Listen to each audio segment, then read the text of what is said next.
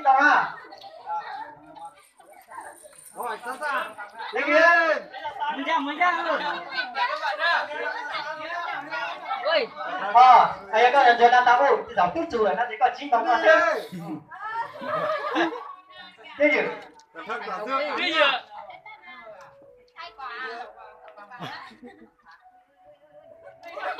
Thế nào? Ừ. Cái gì? Đập mạnh cái cơ à? Mạnh vào cái vỡ. Thôi rồi. Cảm giác rồi. Cái gì nữa? Sẵn sàng chưa? Một. Quân đi. Xem bảo dương mình ở đâu đấy? Mạnh vào. Đâu, tính vào chưa? 5 sáu. Sao à? Ôi, tôi sang tôi đi làm nào để ha? À, gì nhở? Quả dương vào đập ơi. Chỉ mời điểm nhóm Đốc Tăng nhỉ? Mày xung phong trước đi. Cái nào xung phong đây?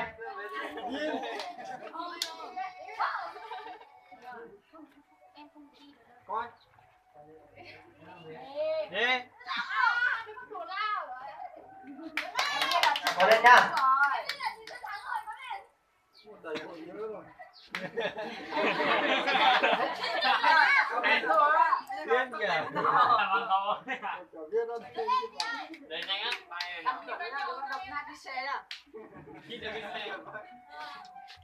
Đập trúng cái xe thì thưởng cái xe. Trúng điên đèn.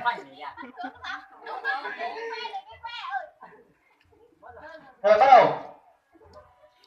Rồi nhá. Đến rồi nhá. Đi nó pha nghe một cái.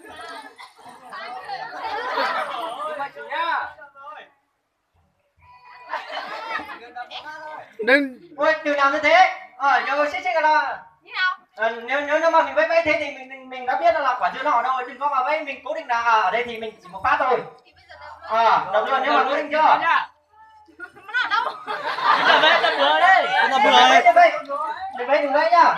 Đừng vẫy thôi, im lặng. Đập đi. Đập bừa đi. Bừa rồi. Rồi đập đi. Mình đừng lấy cái của mình vẫy đơn chúng cái bàn nhưng mà. Tập đó. Đập đây, tay đây. Đập đi. Vâng nào.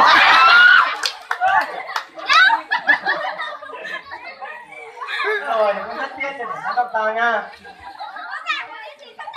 Nó hào vấn đề gì? Họ là tự biết là tao tao nó đùa, thì tao biết đùa nó không bao giờ nó chung nhau cái gì là. Biết đùa tao phải lượn trò nó để biết, đang trao lại nó để biết tao chứ. Thì tao nhập biết, thì nó để biết bao giờ nó chung nhau cái gì nè. Chứ à, phải thế nó đi. Nó kịp cái tụi nó. Đi trên đường. Đặt trên nó. Đặt tao đi đi.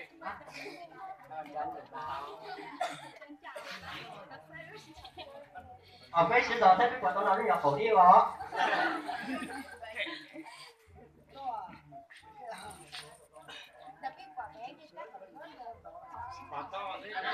To nó sắp vỡ rồi. Cuối bắn này mình đập vào tán rồi à.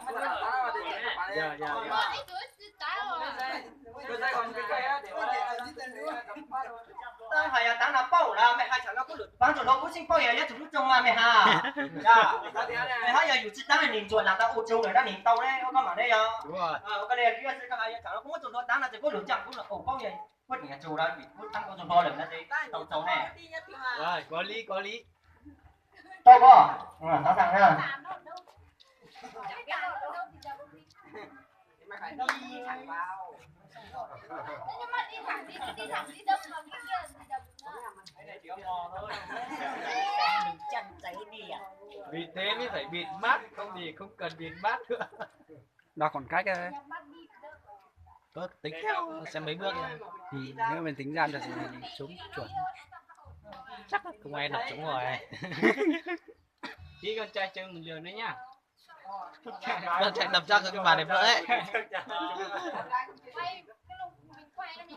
xin chào nè thằng kia nó biết củi tao ta lấy cái đó mình nhớ tu chính có biết từ lại Tiến thẳng. Cần có một quân đi à? Mùa 23 đập nha. Đừng có nói. cái hồi xì 50% rồi. nhớ cái gì đó bây giờ cho làm trò tao cái trò nước trong này bên tàu sẽ là Nên chỉ đâu P ơi. đâu có cái tao có thể bây giờ tốt thì nó đi từng vào những lo hay nó nọ ha nhở như thành công tới đó thì nó nọ ha này Yêu phi. Tầm đi mạnh mà. ơi thì chúng ta là trời ạ rồi là nó mình đây ạ i a p lao chi chào cha gì chuột đầu ya chào đâu ha từ sáng đâu mà đi ha luôn chỉ hắn lại ơi à Đi đi. đây thì kiếm một cái mồi à cái mồi dùng một ngày thì sẽ tới gì xem cầm máy đây hay đây thì một hành rồi thì chúng ta xưa mà Đi cho chăm một chết cú nó mà. Mà hành rồi, nghe cũng một người. Đi chỉ sáng muốn nó cũng múa.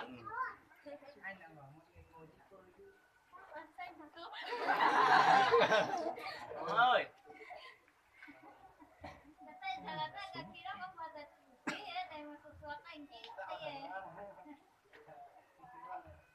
Có mấy đồ chi nữa mà. Chia đó. Cái đồ chi chúng này cho chính rồi là lì đồ kia nè. Xe tủ cọ chưa ok là gì chưa Qua một vòng. gì thôi à 360 độ.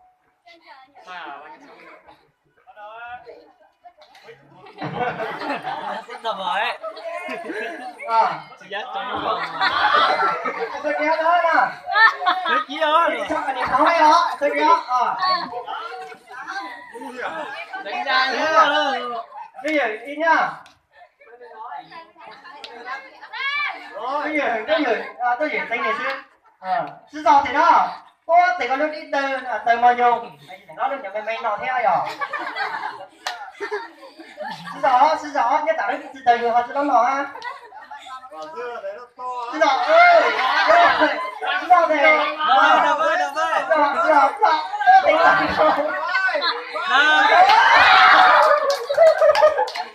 chỉ nhỏ này à Một cờ á. Hoàng ơi. sang đó luôn Hết chưa nhỉ? Còn một đôi nữa mà. Kem mai rồi có chơi kem mai thế rồi chứ chính mà tao này chủ biết thấy cho nó Chúng bây giờ nó chưa tiền mà. thấy cho họ rồi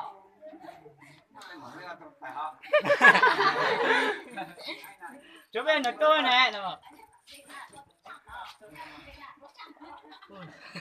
Su à? Dễ để nó lấy tiếng đọc về lửa. Ôi thế không à? Không mưa là tốt rồi. Nhớ có tốt rồi. Nó tính lúc nãy thì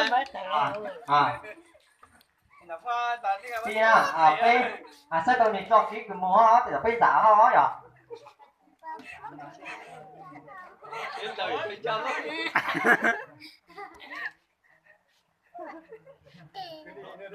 sao thì nó đừng có cười. tao tao ấy tôi thì nó đi từ cầu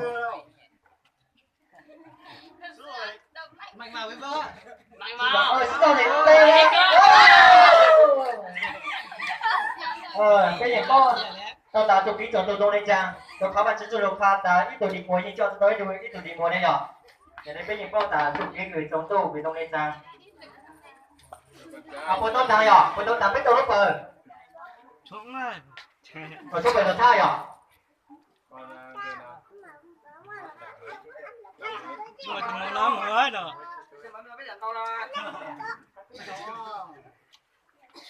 Chứ nên trái cho một tiền màu, chứ mong trái nên trái ớt rồi. nó chơi về này là sao Ăn đây nhở, trên biết không đã ăn rồi. khóa là thì là Một chuẩn à? Vui chuẩn thích á. Muốn mạnh vào nhá.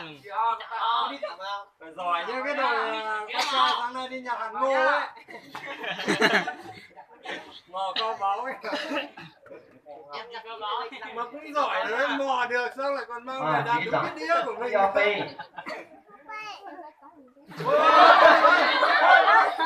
Rồi nhở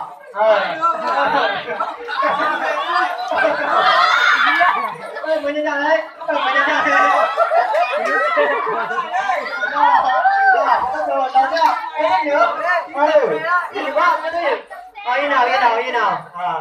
bạn quyết định đi. Đậu xe đấy. Còn nào mình sẽ nói rồi à?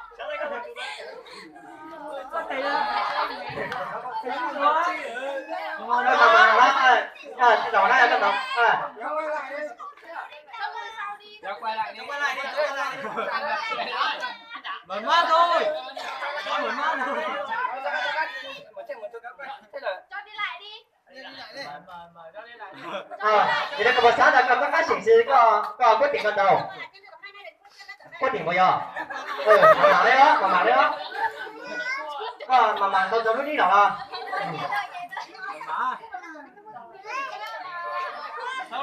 Quân tôi quyết định.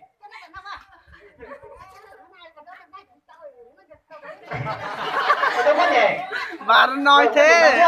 Có điện. Nó khuyên rồi. Rồi. Đâu nhỉ?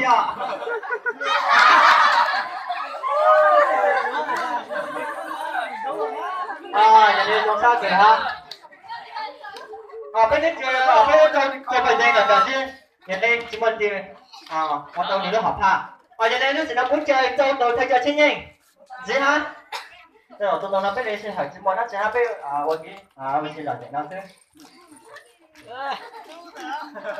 Ông này thử cho à. Thở chơi cho đồ thay cho chính nhanh. Mình cho cái gì là chửi đấy nữa. Đấy thay cho bố tôi thua. Con trai ra cho Anh này cái số bóng đây.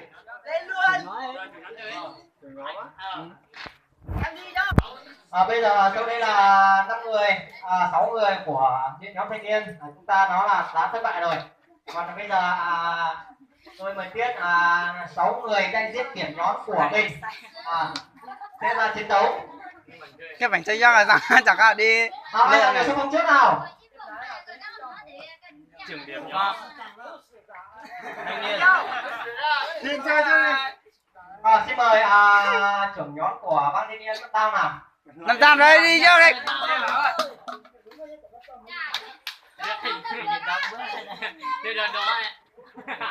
Có khi bây giờ chỗ này giờ là mình là đàn ông mình phải xa hơn phụ nữ một tí nhở. Đấy, bởi vì mình là đàn ông mình chiến đấu nó mạnh hơn.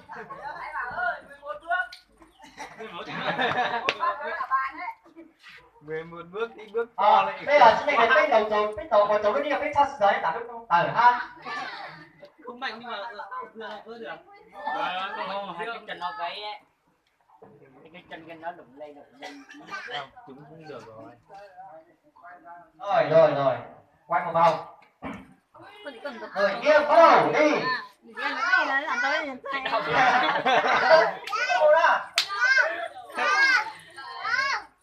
Cái bên thế là nhất tới lúc.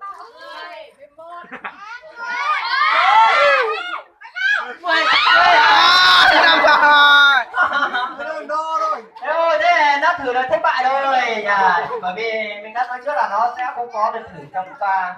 Đúng rồi nhưng mà Cái này chẳng có gì cả. đang chuẩn bị Khổ quá không đặt được cái dưa để đặt vào. Không, nếu mà mình đi mình quyết định là đứng chỗ đây thì mình chỉ quyết định một phát thôi và mình không đơn. Nó nói thế này là sẽ biết đúng rồi. Tiếp theo mời điểm nhóm nào nhỉ? Các đơn môn nào? yếu hơn nữa. Đấy nhìn nó thẳng kinh thắng hay đường ngắn nó sẽ hỏi.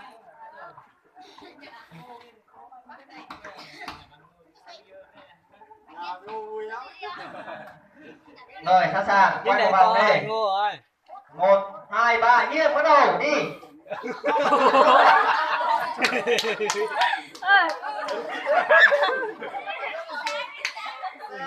Thôi đi nào. Đúng rồi, chuẩn cái bằng chưa rồi. Anh có ý quyết định để lập quả chưa để mình được thưởng một quả tiếp theo để ăn.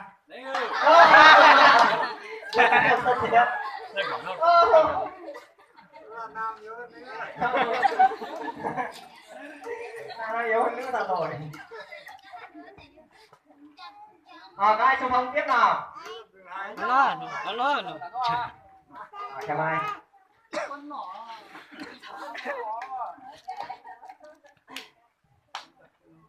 nhá. Quay. Một lần bằng cái được. Một phát 2 quả luôn đấy. Rồi, Bét quay vào tê ra vòng nhà luôn. để tiếp tục chiến đấu. Rồi, nha. Thôi, thẳng đi. Nào, đi nào, đi nào, đi nào. Đi làm đi. Đi đến đủ 9 bước là được. Từ nhá, từ từ nhá, im nào. Bây giờ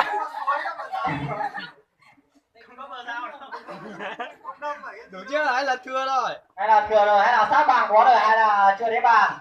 Thì mình quyết định. Đập mạnh vào đi. 1 Cổ vũ đi, 3, bắt đầu. chém. 2 3 chém đi. Thôi, đi nào anh em đi, để cho nó quyết định. Yên nhá. Chém nha. Để nghe xem là đi chưa có kêu không? Hay là mình thử ngửi mùi cái quả dưa cho nó có thấy nào là sắp đến chưa nhờ? Vỡ rồi à? Đúng rồi, vỡ rồi, thơm quá. Trong tay cẩn thận nhá.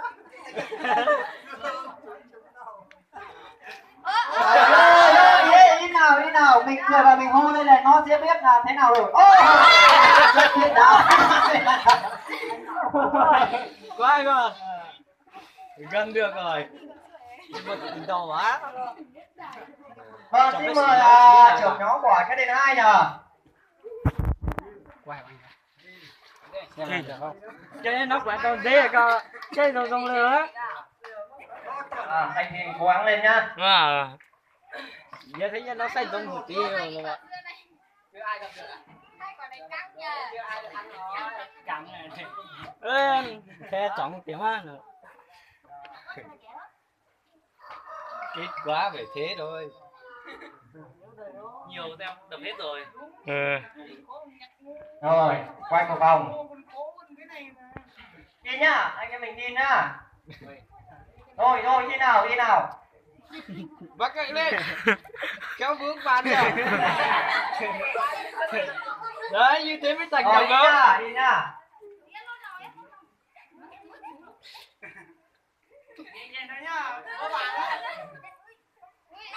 Sắp đến rồi. Đi nào. Đánh chưa, hay là đi nữa? Xác định đi. Đúng rồi. Đi nào. Chuẩn rồi, không cần chỉnh nữa. Đi nào đi.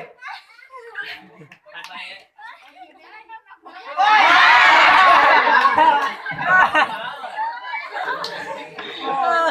Anh nhìn quá ta bàn. Rất tiếc. Sau đây xin mời điểm nhóm mới nha. Tôi tỉnh. Tiếp tục chiến đấu. Tôi tỉnh chẳng hả? Sao dễ sửa sửa mà ta dễ sửa sửa mà nó dễ lắm. Dễ sửa sửa. Nhìn đó.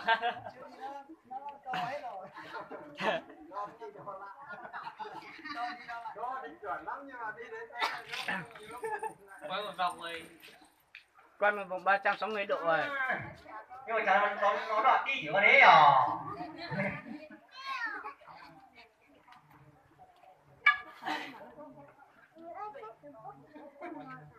Chị dùng à?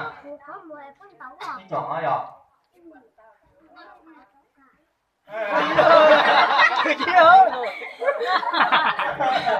Ủa thế để giờ nó biết sao mà có đói tại cho cô được.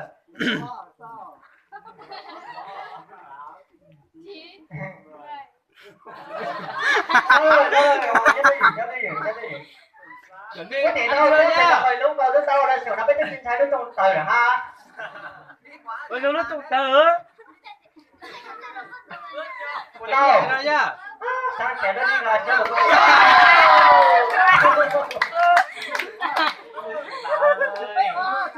Chứ tụi bây chứ nhé. Chứ tụi bây nữa tô. Cái của sáng tôi dưới rồi. Đó. Tớ ơi.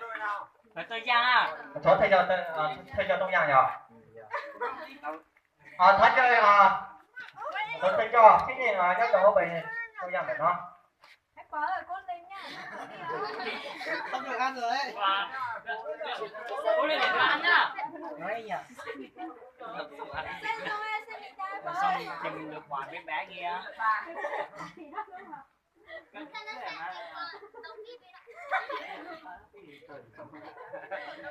này hay nó thích B chỉ chẳng I O B go rồi Đi nhanh thế nhờ.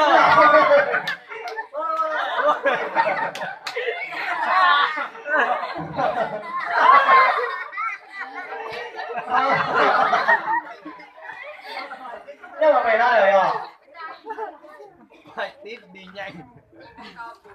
bây giờ có là cái tôi này ta tỏ nhất tôi đi tổng tu thì tôi này nó vì tôi có là quá trình mua sức tôi ký rồi thì không có thể tôi được chuột khó khăn thì bây giờ tôi là bây giờ cho bị gấp khó khăn là ta sẽ thấu bây giờ cho tôi hỏi tôi ký tổng tu để bây giờ chỉ phục ký đi dạng của nó chứ ha giờ đây tôi bây giờ xin đi cho đồ bây giờ cho bị nhóc khó khăn giờ đây bây giờ lên tận một ha muốn cho bây giờ bị nhóc tôi ký tổng tu để chuột đi đồ ha ở đây ô tô nó đánh ký tổng có phục ký dạng này còn phục bên giờ đây lúc sinh là bộ môn này thì sáng quân chứ à Go. sáng nay 100đồng dưới à Go đi. cái này em chính là cái chỉ cho 100đồng Nhưng mà chơi chơi hết hết à. đi Anh đi gì đấy.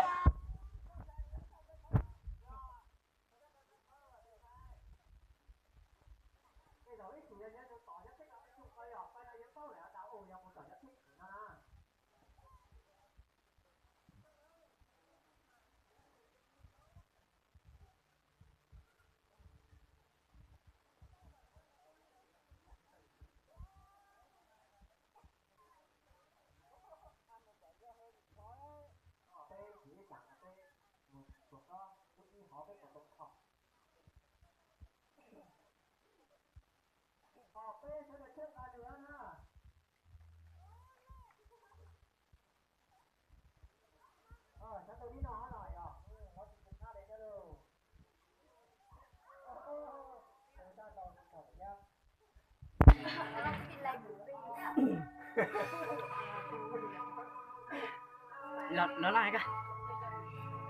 Xin mời một anh thanh niên điểm nhóm lớp ta nhờ.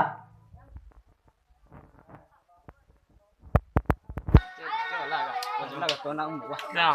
Để ăn xem ăn chàng đây đi. Để ăn nào. Phải ăn được ăn chả. Dạ. Nhau cả. Chỗ này nó chỉ là cái đầu nó trâu đó mà ta.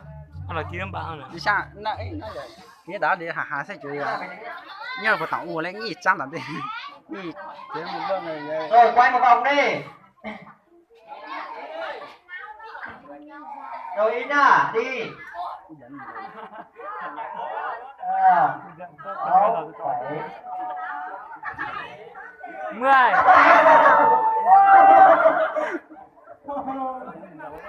Đi. Cái nó ăn nó cho nó. Chị chồng nha nhở. Chú ký tuần nào mà cho cái vấn đề nhau mà nuốt cường rồi đi nhở. Cái của có là chú ký tuần tôi rồi chàng này, cái tuần tôi tiếp tục cho là kia thế nào. Cái này thấy chơi thì dừng phải đi ó.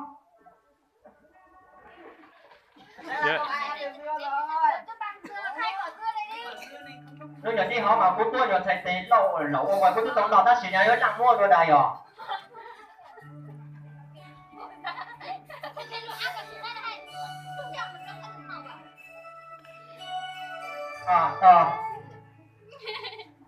Rồi chiến thắng 11 bước lại. Nhất đi nào, nhất đi nào, biết là họ.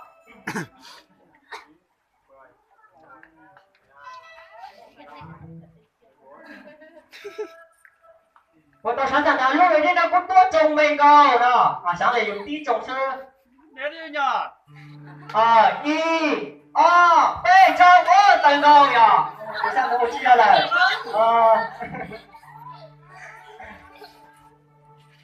bây giờ gì rồi số bây giờ ha. Thấy chơi tàu trên đây nhất là phải dành tàu xa.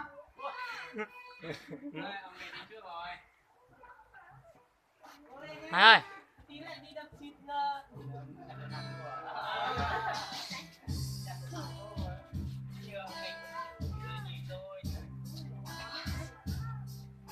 Đâu rồi, cái gì chọn đâu.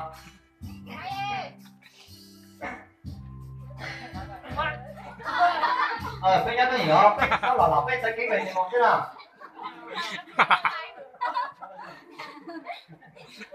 ôi ôi Câu là đi nào anh nào, đi nào.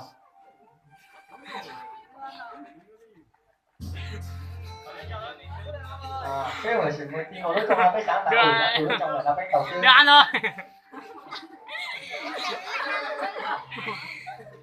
được ăn rồi Đừng nói. Nhớ cái gì nè, đi nè. Nhẹ nhẹ thôi, Tao để cho nói con rồi, gà đi tao coi đi. đi à. Tao quay tao nói đi chứ à. Cố tình. Cháu đi này, tôi ra đó rồi. Cháu nó trong này ta chơi đi là cháu đi rồi à. Bây giờ mới ha.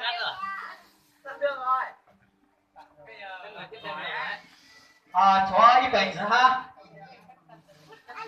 他就被动样呀。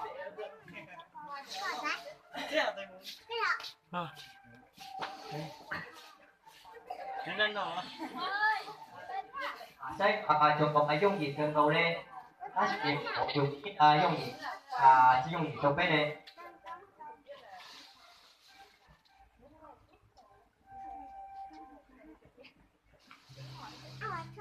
chúng nó đi làm đến nào thì ta phá Đâu rồi đi chó. chứ gió cái gì nó tôi khiến nó bóc cửa đó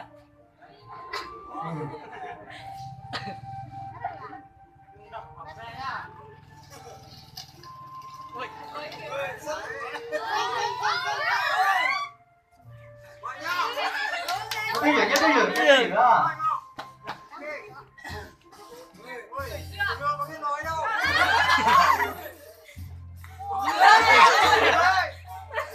chứ gió có sẽ giật chén Đang luyện công phu à? Rồi, cái gì đó, cho dân đầu giờ chưa?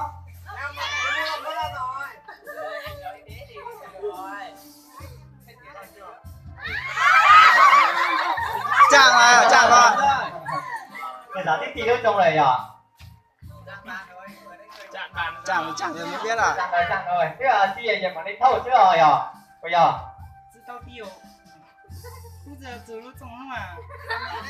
Mà đi cháu đi rồi à? Để nó tìm có cây chó để ha. Đi rồi. Yên lặng nha. Bây giờ rồi nha, để coi chơi giấy xây giấy.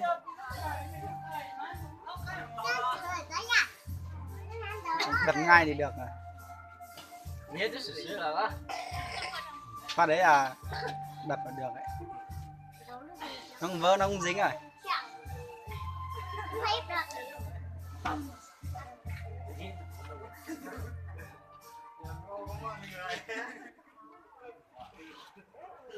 Bây chỉ xuống.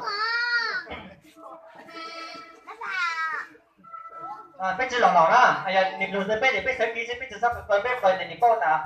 Niệm một giấy bây rồi.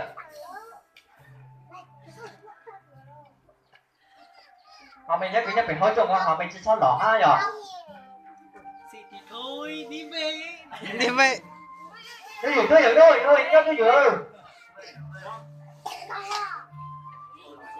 Hiểu sao thì tôi đâu chờ hồi giây là đi đối trọng này ha. Thế thành sao là chờ đợi các sự tổ định tỏ theo. Cho khi là được thì tao nghe nói rồi.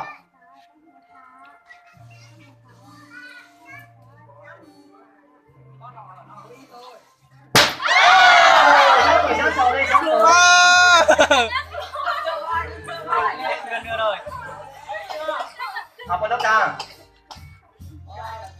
Cho vậy thì ha. quá này Tôi cả mày à. Thấy cái tôi rồi cả mày ha. Cái chỉ giờ đó rồi. Giờ tổng chơi cho biết rồi. buồn quá chả biết Phương Hướng đi đâu rồi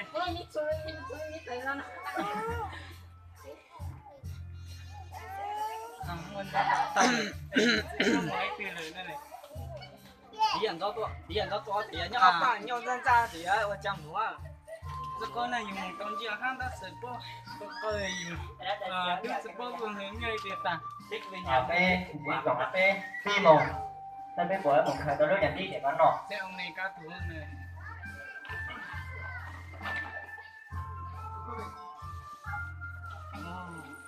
hay rồi đấy Rồi, cái chụp một người nhá. Hay rồi đấy. Ờ. Mày hay Cái cơ. để biết cái người chơi à? đập đi quả dưa này vãi.